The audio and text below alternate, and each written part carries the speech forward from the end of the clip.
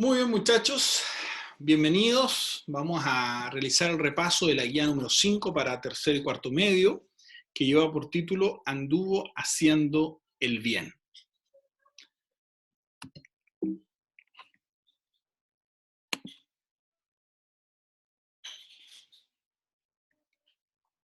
El texto para memorizar de esta clase se encuentra en Hechos 10:38 y dice: como Dios ungió con el Espíritu Santo y con poder a Jesús de Nazaret, y como éste anduvo haciendo el bien y sanando a todos los oprimidos por el diablo, porque Dios estaba con él.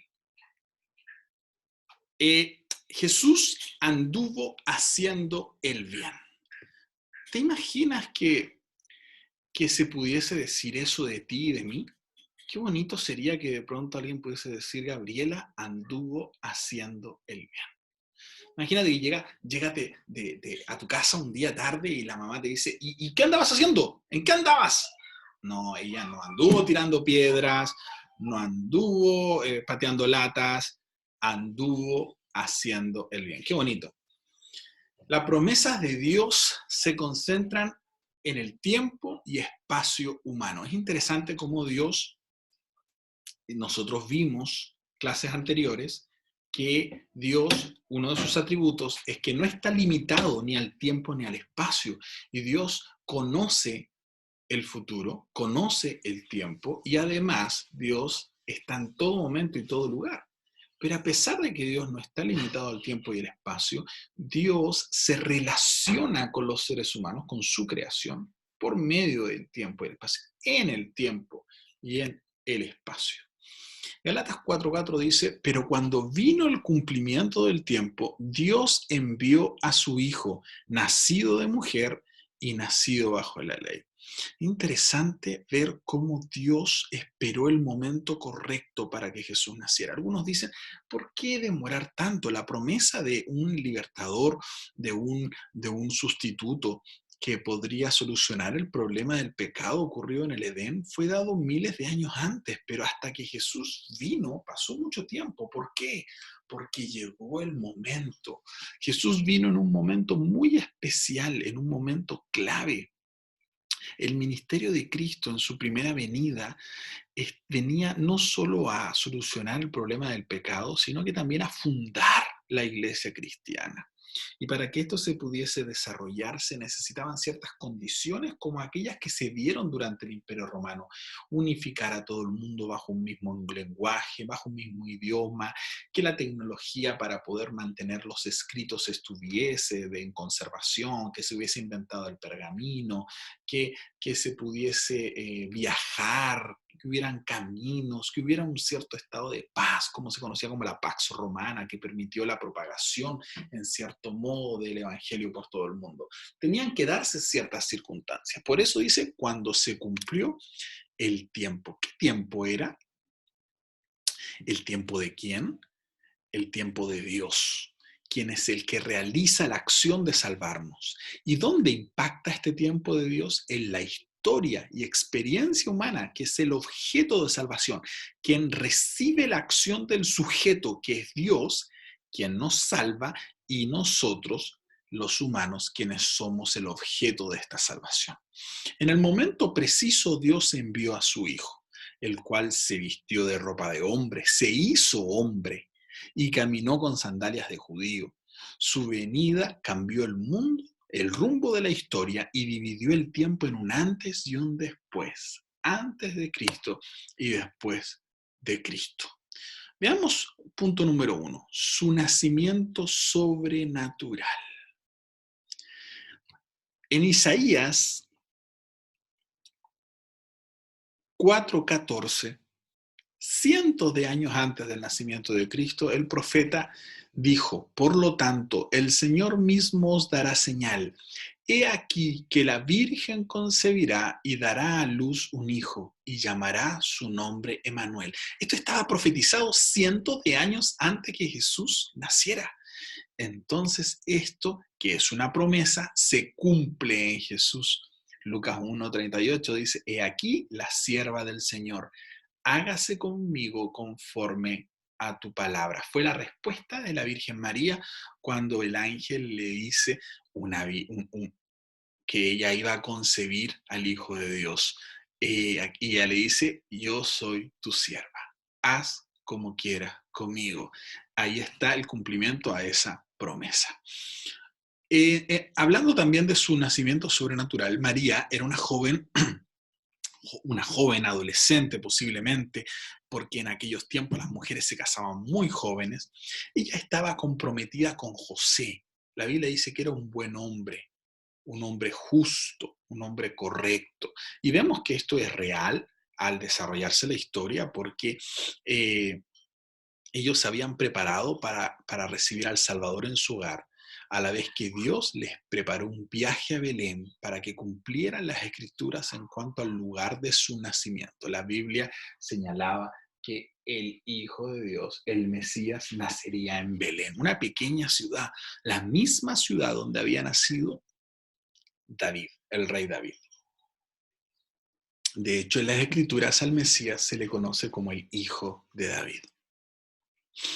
José era un buen hombre, un hombre que respetó a María y a pesar de que al comienzo quiso dejarla, porque cuando supo que ella estaba embarazada, la verdad que no se creyó eso de que era del Espíritu Santo, hasta que un ángel tuvo que hablar con él y decirle que no era un invento de María, que María no había hecho una mala jugada, que realmente ella estaba siendo la elegida. Y entonces él entendió y la aceptó y la amó y trató a Jesús como si fuese su hijo. Yo creo que mejor que si fuese su propio hijo, porque sabía que era el Hijo de Dios. Jesús fue concebido por obra del Espíritu Santo sin intervención de hombre a hombre alguno. Su nacimiento en Belén fue uno de los eventos más grandes, de los más grandes milagros. ¿Recuerdan entonces? José, María no vivían en Belén, ¿cuál es el término? Su familia era de Belén, pero ellos vivían en Nazaret. Sus orígenes eran de Belén, pero ellos vivían en Nazaret. Y mientras María estaba embarazada, vino la orden de ir al lugar del origen de cada uno de sus familias para poder censarse. Entonces, de esa manera, María hizo este viaje con José y Jesús nació en Belén como estaba profetizado en la Biblia que sucediera. Nosotros vimos en las historias anteriores que tuvieron que huir de Belén a Egipto por persecución de Herodes, y luego cuando Herodes murió, ellos pudieron regresar y volvieron a vivir a Nazaret, que era de donde ellos eran originalmente antes de tener que ir a Belén por el censo, y Jesús volvió a Nazaret con ellos y estaba sujeto a ellos. Este término sujeto a ellos, a José y a María, quiere decir que Jesús vivió una vida de un hijo obediente. Los primeros 30 años de la vida de Cristo, él vivió la vida como cualquier otro habitante de Nazaret, solo que en forma piadosa, justa y obediente y sujeto a sus padres. No sabemos en qué momento murió José, pero en algún momento María quedó viuda y Jesús tuvo que asumir todo el rol del sostener el hogar con su oficio de carpintero que heredó de su padre terrenal. Jesús escogió voluntariamente someterse a las condiciones de vida de un hombre. No eligió como su hogar un palacio, sino que una carpintería en Nazaret. He visto algunas películas en donde se muestra a Jesús desde chiquitito haciendo milagros, sanando un pajarito muerto, cosas así. Pero la Biblia no nos habla de eso. La Biblia nos dice que él tuvo una vida común y corriente. De hecho, no despertó sospecha. Nadie se imaginó quién era. De hecho, cuando Jesús ya estaba en su ministerio como Mesías, volvió a Nazaret y en un momento la misma gente de Nazaret decía, pero ¿acaso este no es el hijo de José y de María, el carpintero? Si nosotros lo conocemos, que ahora viene a decir que es el Mesías. O sea, su vida fue una vida común y corriente en el sentido humano, no haciendo grandes obras ni manifestaciones, ni aprovechando su poder divino para hacerse más fácil la vida, viviendo la vida como cualquiera de nosotros. Después de su nacimiento, José y María cumplieron con los ritos religiosos de su tiempo y presentaron a Jesús en el templo de Jerusalén. Tuvieron que ir a Jerusalén a presentar a Jesús. Y cuando Jesús ahí se encontró con Simeón y con Ana, vimos esa historia. Y además, cuando Jesús tuvo 12 años, tuvo que hacer una segunda visita al templo para poder manifestarse, donde se manifestó públicamente que Dios era su Padre. Jesús, igual que todos los demás niños, hasta el día de hoy los niños judíos cuando cumplen 12 años celebran el Bar Mitzvah, que es una ceremonia muy especial. En ese tiempo tenías que ir al templo, era como que pasabas a ser un hombre en la sociedad judía. A los 12 años pasabas de niño a ser un hombre, un judío, y como la sociedad judía era profundamente religiosa, giraba en torno a tu vinculación con la sociedad como hombre, giraba en torno a la posibilidad de ir al templo a adorar. En esa oportunidad, ustedes deben recordar de alguna historia que hayan visto, se perdió y por días sus padres lo buscaron hasta que lo encontraron y la mamá muy preocupada y Jesús responde, ¿acaso no sabían que debía estar en los negocios de mi padre, en los asuntos de mi padre? Dando a entender ya que tenía cierta claridad en cuanto a su origen y su propósito en esta tierra.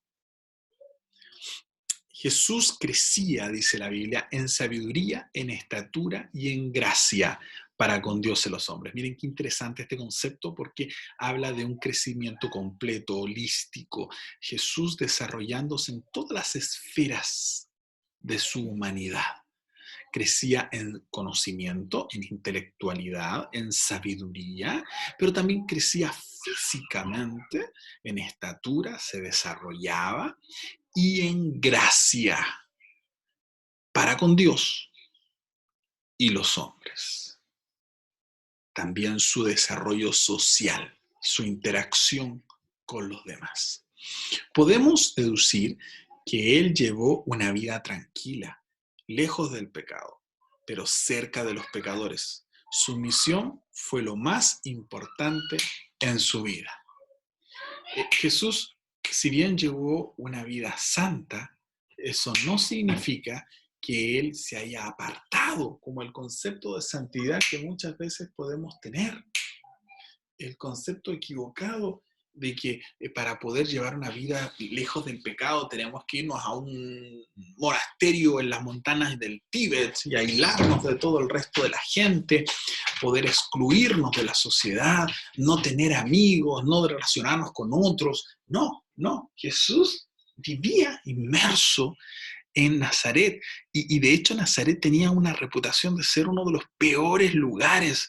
La gente evitaba pasar por Nazaret, era un lugar peligroso donde te robaban, donde habían vicios. De hecho, cuando la gente se enteró que este predicador era de Nazaret, decía, ¿puede algo bueno salir de Nazaret? Imagínense la reputación que tenía. Pero a pesar de eso, en medio del pecado, Jesús vivió fuera del pecado, una vida tranquila. Ahora tenemos su presentación al mundo. Jesús inició su ministerio.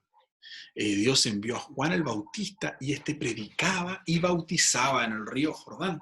Y entonces Jesús fue a Juan para ser bautizado en el río Jordán. Cuando Jesús fue bautizado y salió del agua, se levantó del agua, porque el bautismo del que habla la Biblia es ese bautismo de ser sumergido bajo el agua. Fíjense que Jesús no fue bautizado cuando bebé fue presentado en el templo. Jesús se bautizó a los 30 años y cuando subió del agua, Dios abrió los cielos y proclamó la verdad de que Jesús era su Hijo amado. En ese momento dice que salió Jesús de las aguas y una paloma, el Espíritu Santo en forma de paloma descendió sobre él y se escuchó una voz en el cielo que dijo, este es mi Hijo amado en quien tengo complacencia. Y también Juan Bautista lo declaró a los judíos posteriormente después del bautismo. Después de su bautismo, Jesús fue llevado por el Espíritu Santo al desierto, donde pasó una ayuna de 40 días y fue tentado por el diablo. Este periodo de ayunas de 40 días es un periodo interesante porque evidentemente no era una ayuna seca, era abstenerse de la comida como la entendemos, pero abasteciéndose de agua y posiblemente de dátiles o algunas otras frutas que le permitieran tener la energía suficiente como para poder caminar y sostenerse durante ese periodo. Comprendemos que ese fue un tiempo de intensa comunión con su Padre y preparación para su ministerio. Con la fortaleza espiritual ganada durante este periodo de oración y ayuno, Jesús inició su ministerio. Se trasladó de Nazaret a Capernaum y comenzó a predicar el Evangelio y a llamar discípulos y a sanar enfermos. Y aquí entramos con sus obras de bien. El ministerio de Jesús estuvo lleno de bendiciones para sus contemporáneos. La presencia de Jesús era una presencia sanadora. Dice la Biblia que cuando Jesús salía de un pueblo, de un caserío, de una ciudad, no quedaba en ese lugar ni una sola persona enferma, ni con necesidades, ni con dolor. Imagínate qué maravilloso que era la presencia de Jesús cuando Jesús llegaba a un lugar. La Biblia nos cuenta que Él sanó a muchos de sus dolencias físicas, pero también de sus dolencias espirituales. Echó fuera a muchos demonios. Enseñó muchas cosas. ¿Saben qué es interesante? Porque Jesús era un educador. No solo predicaba el evangelio del reino de Dios, no solamente sanaba las dolencias físicas y espirituales, también enseñaba sobre cómo poder ser feliz y cómo poder tener una buena vida. Y también entregaba la paz que da el perdón. Había mucha gente que estaba cargada por sus dolores físicos, pero también llevaba una culpa en su corazón que no los dejaba ser feliz. Y Jesús perdonaba sus pecados y de esa manera los liberaba de esa culpa. Él hizo muchas señales. Como si esto fuera poco, se puede notar también que todos los que a él venían aprovechaban de su bondad. Sanó toda enfermedad, recorrió todas las ciudades y aldeas, dio autoridad también a sus discípulos, eso es liderazgo. Jesús no solo tenía seguidores para que vieran lo que él hacía y lo siguieran a todas partes, sino que además después los envió y les dio no solo una misión, sino que les dio autoridad para desarrollar y cumplir esa misión y los envió también a ellos a sanar toda enfermedad y a echar fuera demonios. Todos los que tenían enfermos los traían a Jesús y Él los sanaba. Conclusión. Las promesas de Dios se cumplen en la historia y en la vida humana. No es una escala conceptual, sino que es vivencial, es real. Realmente las promesas de Dios se cumplen en la historia. Por ejemplo, el Señor prometió que volvería por segunda vez. Esto no es un concepto, el regreso del Señor. Es un evento real que ocurrirá y que estamos esperando y ocurrirá cuando llegue el cumplimiento del tiempo, así como la primera vez. La vida milagrosa de Jesús estuvo llena de bondad. Visitó todas las aldeas y ciudades de Judea y Galilea para hacer el bien. Él no ha cambiado. Hoy en día sigue obrando para bien por medio de su Espíritu Santo a través de sus hijos obedientes.